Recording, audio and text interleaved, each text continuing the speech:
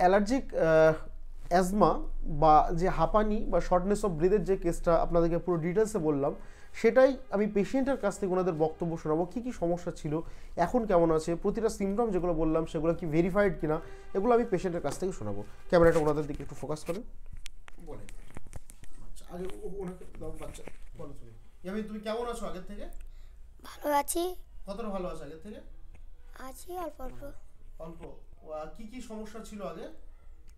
হাঁপানি আর খুব কষ্ট হতো, সেগুলো কাশি। এখন কেমন আছে? কাছে না, ওটা কাছে নিয়ে বলো। সেগুলো এখন কেমন আছে? ভালো আছে, কতটা ভালো আছে? 10 ভাগের মধ্যে অনেক। অনেকটা ভালো আছে, তাই তো? ঠিক আছে। একটু পায়খানার সমস্যা হচ্ছে এখন, তাই তো?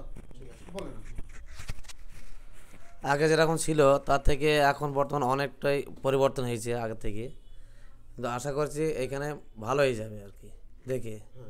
তা 2-1 দিন ওষুধ না থাকার কারণে একটু বেশি হয়ে গেছিলো আমার না আসার জন্যে, তাই এখন এসছি ওষুধ নিয়ে আবার যাব, আর অসুবিধা হবে না আশা করি, এতেই ভালো হয়ে যাবে। তো এই যে সিমটমগুলো আমি আপনাকে জিজ্ঞাসা করলাম, এগুলো প্রত্যেকটা তো হয় সেগুলোই বলেছিলেন? হ্যাঁ, সেগুলোই বলেছিলাম। যেগুলো আমি লিখেছিলাম আগে। হ্যাঁ, করে এর আগে ডাক্তার গিয়েছিলাম, সেটা হোমিওপ্যাথি, এলাপাতিও দেখিয়েছি আগে বড় ডাক্তারকে, কিন্তু ভালো হয়নি।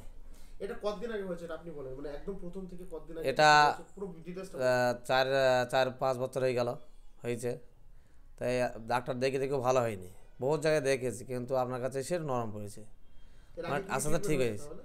হোমিওপ্যাথি করেছে, অ্যালোপ্যাথি করেছে, কিছুতে কাজ হয়নি, এখন বর্তমানে ঠিক আছে।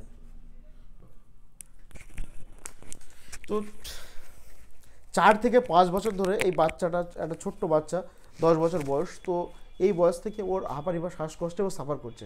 সেখানে কিন্তু 4-5 বছর ধরে বিভিন্ন টাইপের ইনহেলার, ওকে কোনো টানা ওষুধ দিয়েছিল, টানা ইনহেলার পর্যন্ত ইউজ করেছে, বিভিন্ন স্টেরয়েড ইউজ করেছে, এবং হোমিওপ্যাথিক ট্রিটমেন্টও হয়তো বিভিন্ন পেটেন্ট মেডিসিন ইউজ করেছে, তাতে কিন্তু পার্মানেন্ট রিলিফ কিন্তু বাচ্চাটা কোনোদিন পায়নি, যতটা এই কদিনে ভালো আছে।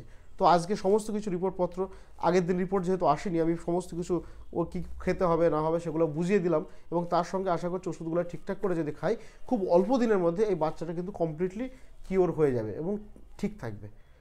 তো সাধারণ মানুষকে আপনারা যে এটা শেয়ার করলেন তার জন্য আপনাদেরকে অসংখ্য ধন্যবাদ। Thank you.